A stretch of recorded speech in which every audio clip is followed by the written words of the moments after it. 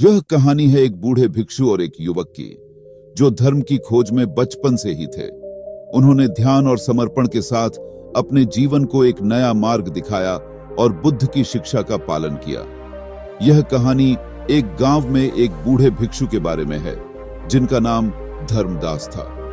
धर्मदास गांव के लोगों के बीच बहुत ही समर्पित और सांत्वना भरा व्यक्ति था।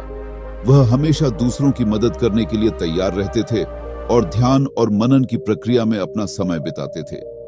एक दिन गांव में एक युवक आया, जिसका नाम सिद्धार्थ था। सिद्धार्थ ने जीवन के महत्वपूर्ण सवालों का समाधान खोजने का निश्चय किया था और वह जानना चाहता था कि कैसे अंततः शांति और संवाद की प्राप्ति हो सकती है। सिद्धार्थ ने धर्मदास से मिलने का निश्चय किया और उनके पास पहुंचा। वह धर्मदास के साथ चर्चा करने लगा और अपने सवालों के उत्तर खोजने के लिए उनकी मार्गदर्शन में आए। धर्मदास ने सिद्धार्थ को ध्यान की महत्वपूर्णता और बुद्ध की शिक्षा के आदर्शों के बारे में बताया। वह उसे ध्यान की प्रक्रिया सिखाई और बुद्ध की शिक्षा का मार्गदर्शन किया। सिद्धार्थ ने धर्मदास की बातों को गहराई से समझा और उनके निरंतर मार्गदर्शन में बने रहने का निश्चय किया। वह हर दिन ध्यान करने और अपनी आत्मा को समझने के लिए समय निकालता था। सिद्धार्थ के साथ बिताए गए समय के बाद उसने आत्मज्ञान प्राप्त किया और उसके अंदर की शांति और संवाद की प्राप्ति हुई।